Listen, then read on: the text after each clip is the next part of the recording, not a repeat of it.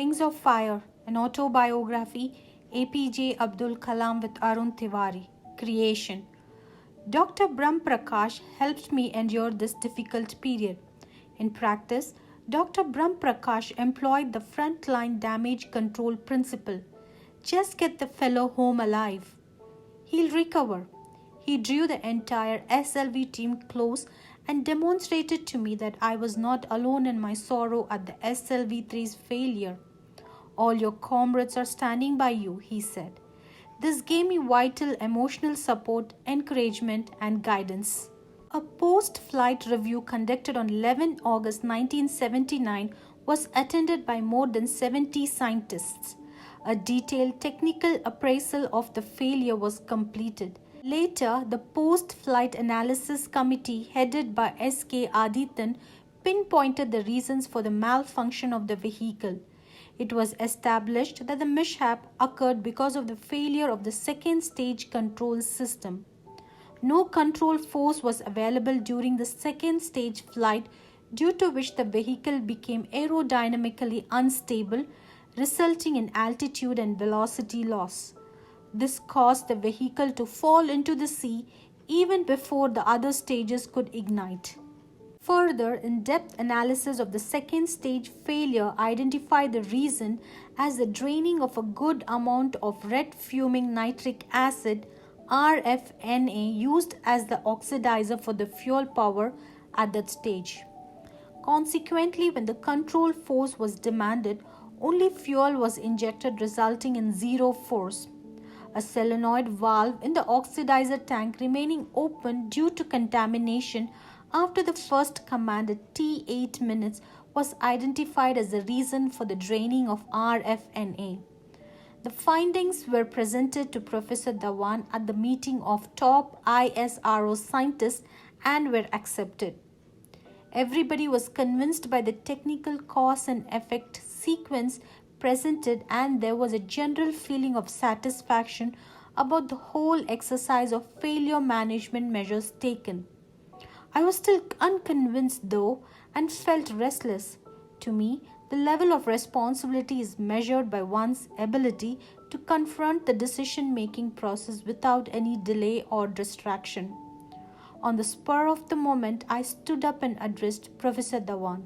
Sir, even though my friends have technically justified the failure, I take the responsibility for judging the RFNA leak detected during the final phase of countdown as insignificant.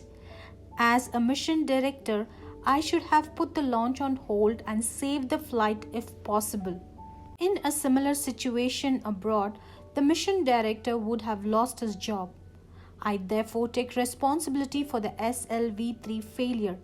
For quite some time, there was a pin-drop silence in the hall. Then, Professor Dhawan got up and said, "I am going to put Kalam in orbit," and left the place, signaling that the meeting was over. The pursuit of science is a combination of great elation and great despair. I went over many such episodes in my mind. Johannes Kepler, whose 3 orbital laws form the basis of space research, took nearly 17 years after formulating the 2 laws about planetary motion around the Sun to enunciate his 3rd law, which gives the relation between the size of the elliptical orbit and the length of time it takes for the planet to go around the Sun. How many failures and frustration must he have gone through? The idea that man could land on the moon, developed by the Russian mathematician Konstantin Tsiolkovsky, was realized after nearly 4 decades, and by the United States, at that Professor Chandrasekhar had to wait nearly 50 years before receiving the Nobel Prize for his discovery of the Chandrasekhar limit, a discovery made while he was a graduate student at Cambridge in the 1930s. If his work had been recognized then, it could have led to the discovery of the black hole decades earlier. How many failures must von Braun have gone through before his Saturn launch vehicle put man on the moon? These thoughts help me to give me the ability to withstand apparently irreversible setbacks. Early in November 1979, Dr. Brahm Prakash retired. He had always been my sheet anchor in the turbulent waters of VSSC. His belief in team spirit had inspired the management pattern for the SLV project, which later became a blueprint for all scientific projects in the country. Dr. Brahm Prakash was a very wise counselor who gave me valuable guidance whenever I deviated from my mission objectives. Dr. Brahm Prakash not only reinforced the traits which I had acquired from Professor Sarabhai, but also helped me give them new dimensions. He always cautioned me against haste. Big scientific projects are like mountains, which should be climbed with as little effort as possible and without urgency. The reality of your own nature should determine your speed. If you become restless, speed up. If you become tense and high strung, slow down. You should climb the mountain in a state of equilibrium. When each task of your project is not just a means to an end, but a unique event in itself, then you're doing it well, he would tell me. The echo of Dr. Brahm Prakash's advice could be heard in Emerson's poem on Brahma. If the red slayer think he slays, or if the slain think he is slain, then know not well the subtle ways. I keep and pass and turn again. To live only for some unknown future is superficial. It is like climbing a mountain to reach the peak without experiencing its sides. The sides of the mountain sustain life, not the peak. This is where things grow, experiences gained, and technologies are mastered. The importance of the peak lies only in the fact that it defines the sides. So I went on towards the top, but always experiencing the sides. I had a long way to go, but I was in no hurry. I went in little steps, just one step after another, but each step towards the top. At every stage, the SLV3 team was blessed with some extraordinarily courageous people. Along with Sudhakar and Sivaramakrishnan, there was also Sivakaminathan. He was entrusted with bringing the C-band transponder from Trivandrum to SHAR for integration with the SLV3. The transponder is a device fitted with a rocket system to give the radar signals which are powerful enough to help it track the vehicle from the takeoff site to the final impact point. The SLV3 launch schedule was dependent on the arrival and integration of this equipment. On landing at the Madras airport, the aircraft which Sivagami was travelling in skidded and overshot the runway. Then smoke engulfed the aircraft.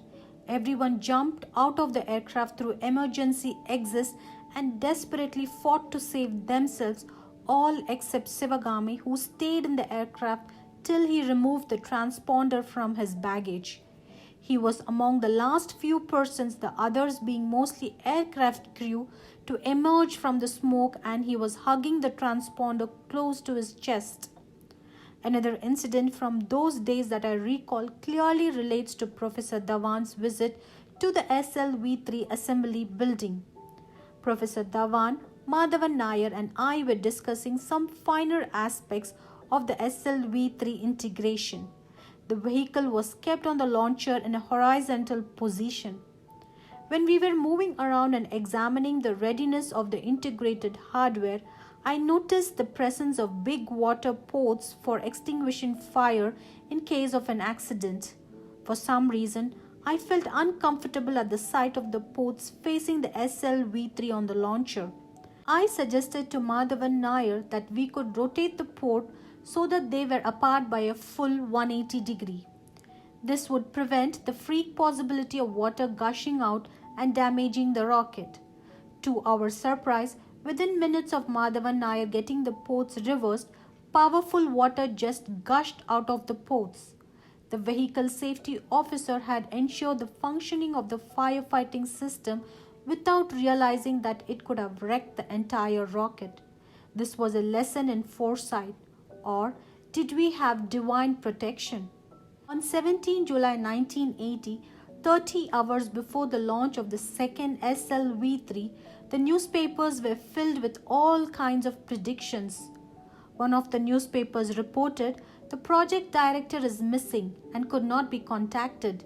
Many reports prefer to trace the history of the first SLV-3 flight and recalled how the third stage had failed to ignite because of lack of fuel and the rocket had nosedived into the ocean. Some highlighted SLV-3's possible military implications in terms of acquiring the capability for building IRBMS. Some were a general prognosis of all that ailed our country and related it to the SLV-3. I knew that the next day's launch was going to decide the future of the Indian space program. In fact, to put it simply, the eyes of the whole nation were on us. In the early hours of the next day, 18 July 1980, at 08:03 hours, to be precise, India's first satellite launch vehicle SLV-3 lifted off from SHAR. At 600 seconds before takeoff, I saw the computer displaying data about stage 4 giving the required velocity to the Rohini satellite carried as payload to enter its orbit. Within the next 2 minutes, Rohini was set into motion in a low Earth orbit. I spoke in the midst of screeching decibels the most important words I had ever uttered in my life. Mission director calling all stations. Stand by for an important announcement. All stages perform to mission requirements. The fourth stage apogee motor has given the required velocity to put Rohini satellite into orbit. There were happy cries everywhere. When I came out of the blockhouse, I was lifted onto the shoulders of my jubilant colleagues and carried in a procession. The whole nation was excited. India had made its entry into the small group of nations which possess satellite launch capability. Newspapers carried news of the event in their headlines. Radio and television stations aired special programs. Parliament greeted the achievement with the thumping of desks. It was both the culmination of a national dream and the beginning of a very important phase in our nation's history. Professor Satish Dhawan, Chairman ISRO, threw his customary guardedness to the winds and announced that it was now well within our ability to explore space. Prime Minister Indira Gandhi cabled her congratulations, but the most important reaction was that of the Indian scientific community. Everybody was proud of this 100% indigenous effort. I experienced mixed feelings. I was happy to achieve the success which had been evading me for the past 2 decades, but I was sad because the people who had inspired me were no longer there to share my joy. My father, my brother-in-law Jalaluddin, and Professor Sarabhai. Credit for the successful SLV-3 flight goes first to the giants of the Indian space program, Professor Sarabhai in particular, who had preceded this effort. Next, to the hundreds of VSSC personnel who had through sheer willpower proved the mettle of our countrymen, and also, not least, to Professor Dhawan and Dr. Brahm Prakash who had led the project. We had a late dinner that evening. Gradually, the din and clatter of the celebrations calmed down. I retired to my bed with almost no energy left. Through the open window, I could see the moon among the clouds. The sea breeze seemed to reflect the buoyancy of the mood on Sriharikota Island that day. Within a month of the SLV-3 success, I visited the Nehru Science Center in Bombay for a day in response to an invitation to share my experiences with the SLV-3. There, I received a telephone call from Professor Dhawan in Delhi asking me to join him the next morning. We were to meet the Prime Minister, Mrs. Indira Gandhi. My hosts at the Nehru Center were kind enough to arrange my ticket to Delhi, but I had a small problem. It had to do with my clothes. I was dressed casually as is my wont and wearing slippers, not by any standards of etiquette, suitable attire in which to meet the Prime Minister. When I told Professor Dhawan about this problem, he told me not to worry about my dress. You are beautifully clothed in your sexes, he quipped. Professor Dhawan and I arrived at the Parliament House Annex the next morning. A meeting of the Parliamentary Panel on Science and Technology chaired by the Prime Minister, was scheduled.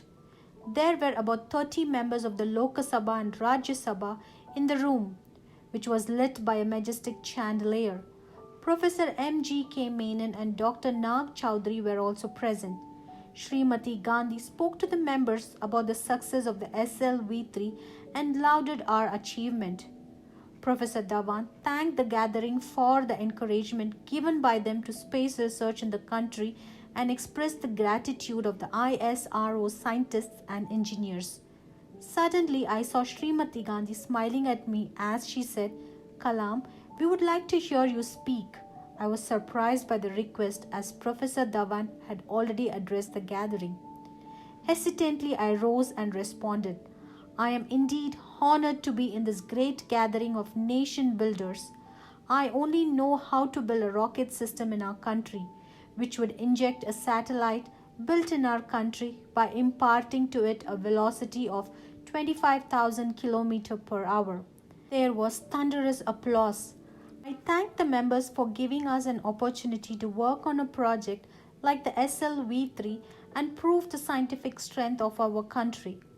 The entire room was irradiated with happiness. Now that Project SLV3 had been successfully completed, VSSC had to reorganize its resources and redefine its goals. I wanted to be relieved of the project activities, and consequently Ved Prakash Sandless from my team was made the project director for the SLV3 continuation project, which aimed at making operational satellite launch vehicles of a similar class. With a view to upgrade the SLV3 by means of certain technological innovations, the development of augmented satellite launch vehicles ASLVs had been on the cards for some time. The aim was to enhance the SLV3 payload capability from 40 kg to 150 kg. MSR Dev from my team was appointed project director ASLV. Then, to reach the Sun synchronous orbit 900 km, a PSLV was to be made. The Geo Satellite Launch Vehicle GSLV was also envisaged, though as a distant dream. I took up the position of Director, Aerospace Dynamics and Design Group, so that I could configure the forthcoming launch vehicles and technology development. The existing VSSC infrastructure was inadequate to handle the size and weight of the future launch vehicle systems, and the implementation of all these projects was going to require highly specialized facilities. New sites were identified for the expanded activities of VSSC at Vattiyoorkavu and Valyamala. Dr. Srinivasan drew up a detailed plan of the facilities. Meanwhile, I carried out an analysis of the application of SLV3 and its variants with Sivathanu Pillai and compared the existing launch vehicles of the world for missile applications. We established that the SLV3 solid rock systems would meet the national requirements of payload delivery vehicles for short and intermediate ranges 4,000 km. We contended that the development of one additional solid booster of 1.8 m diameter with 36 tons of propellant along with the SLV3 subsystems would meet the ICBM requirement above 5,000 km for a 1,000 kg payload. This proposal was, however, never considered. It nevertheless paved the way for the formulation of the re-entry experiment REX, which was much later on became Agni. The next SLV3 flight, SLV3D1, took off on 31 May 1981. I witnessed this flight from the visitors' gallery. This was the first time I witnessed a launch from outside the control center. Unpalatable truth I had to face was that by becoming the focus of media attention, I had aroused envy among some of my senior colleagues, all of whom had equally contributed to the success of SLV3. Was I hurt at the coldness of the new environment? Perhaps yes, but I was willing to accept what I couldn't change. I have never lived off the profits of others' minds. My life, in keeping with my nature, has never been that of a ruthless achiever. The SLV3 was made not by force and manipulation, but through consistent collective effort. Then why this sense of bitterness? Was it peculiar to the VSSC top level or a universal reality? As a scientist, I was trained to reason out reality. In science, reality is that which exists. And because of this bitterness was real, I had to reason it out. But can these things be reasoned out? Were my post SLV experiences leading me into a critical situation? Yes and no. Yes, because the glory of SLV3 had not gone to everyone who deserved it, but hardly anything could have been done about that. No, because the situation can be considered critical for a person only when realization of the internal necessity becomes impossible. And that certainly was not the case. In fact, the concept of conflict is built upon this basic idea. In retrospect, I can only say that I was fully aware of a great need for actualization and renewal.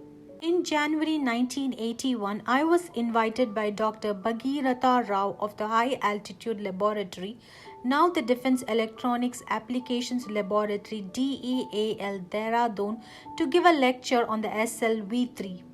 The renowned nuclear scientist Professor Raja Ramanna, whom I had always admired and who was then the scientific advisor to the defense minister, presided over the gathering. He spoke on India's efforts in generating nuclear energy and the challenge in conducting the first nuclear test for peaceful purposes.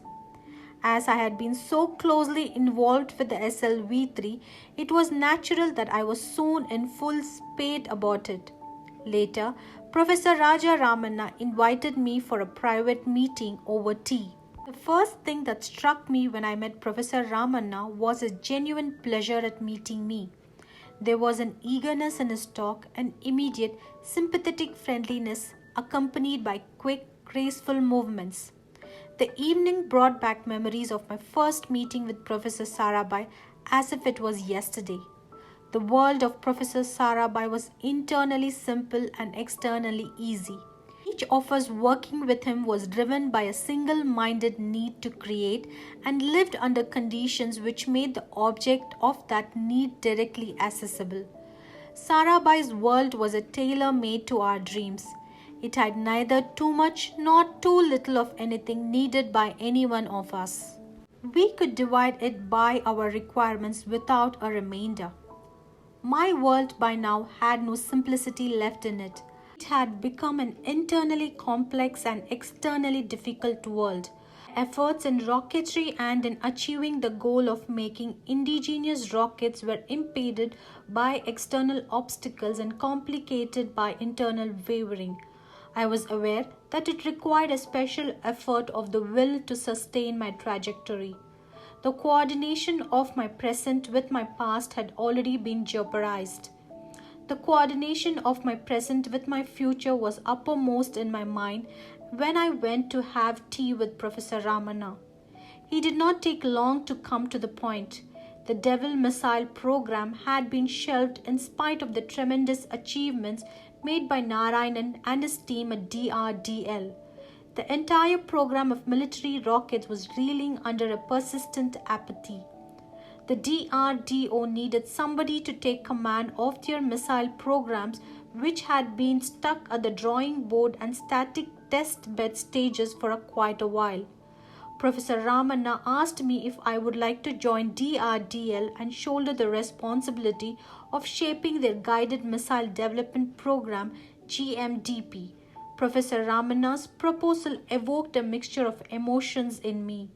When again would I have such an opportunity to consolidate all our knowledge of rocketry and apply it?